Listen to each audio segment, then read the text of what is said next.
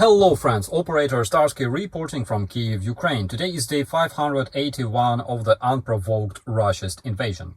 Russians were shelling Nikopol, Zaporizhzhia Oblast, 2 civilian men were injured and multiple residential houses destroyed as a result. The General Staff of Ukraine reports elimination of 320 Russians who were toasted in Ukraine in the past 24 hours.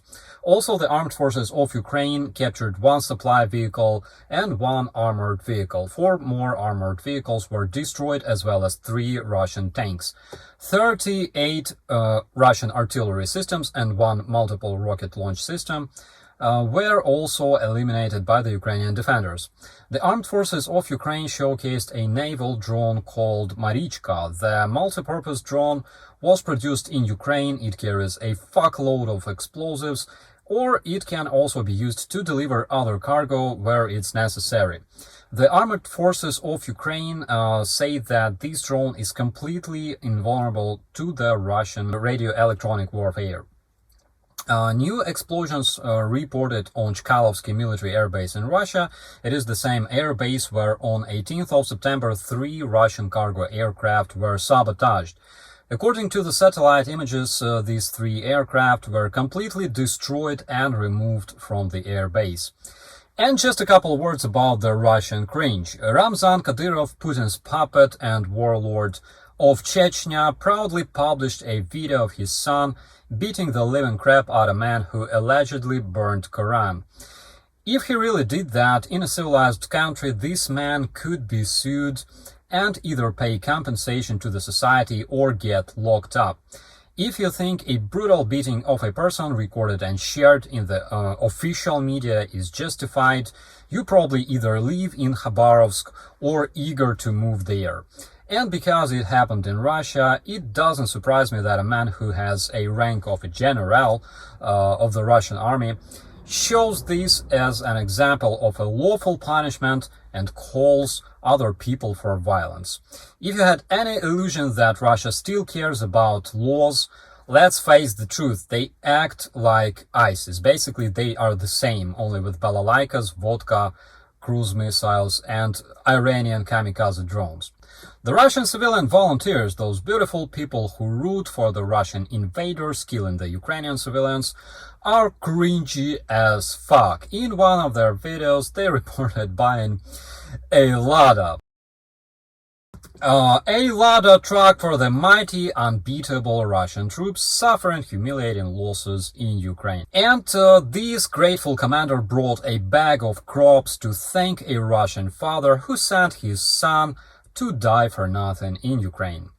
Ladas, crops and veggies, those are the only things that local Russian supporters of the Russian supremacy can deliver to the Russian looters and rapists in uniforms, because the terrorist federation is completely isolated.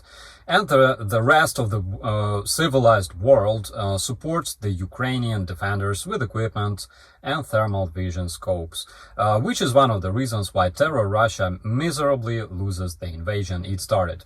The junior English national football team refused to play with the Russians in frames of the UEFA competition, which is completely logical. I mean, you don't want to see your kids on the same field with Taliban or Al-Qaeda, who literally dream of destroying your country. And speaking of terrorists, the Iranian terrorists equipped Shahed drones with the jet engines instead of props, making them faster and deadlier. Soon you will see this magic of teleportation when those drones start striking Ukrainian houses, and Khamenei will keep saying that they never meant to kill Ukrainians. In Estonia, Russian supremacists were asked by the local policeman to remove a label saying "Ya Ruski," which means "I'm Russian, thank God I'm not," from their car. Why did they have those labels on the first place? Because this is in the Russian mindset. I mean, what do you do when you come to a foreign country? You're trying to taste local food, learn local phrases because it's something that makes people like you instantly, buy some native clothes, etc.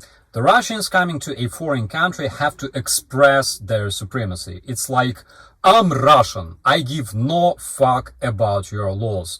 be afraid of me because I'm big and strong and scary. Oh my god. Anyways, because we're fighting the propaganda here, I decided to start reviewing the comments made by degenerates who support the Russian supremacy. And the cringiest comment of the day belongs to this degenerate, who basically says that after 1991, when Ukraine became independent, 50% of the citizens considered themselves Russians. And the war basically started when far-right Western Ukrainians decided to control the Russian population of Ukraine.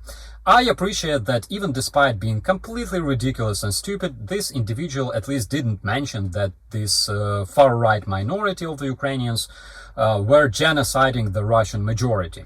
Quick answer is, this is the result of the referenda of 1991, available anywhere on the internet. You see the percentage of people per oblast who voted to separate from Russia, former USSR, and become an independent Ukraine. That's the approximate percentage of people who actually consider themselves Ukrainians, and as you see, even majority of population in Crimea always consider themselves Ukrainians, no matter how hard the Russians are trying to convince you in the opposite. With that, I'd like to wish you all a great day. My name is Operator Starsky, reporting from Kyiv, Ukraine. As always, be safe.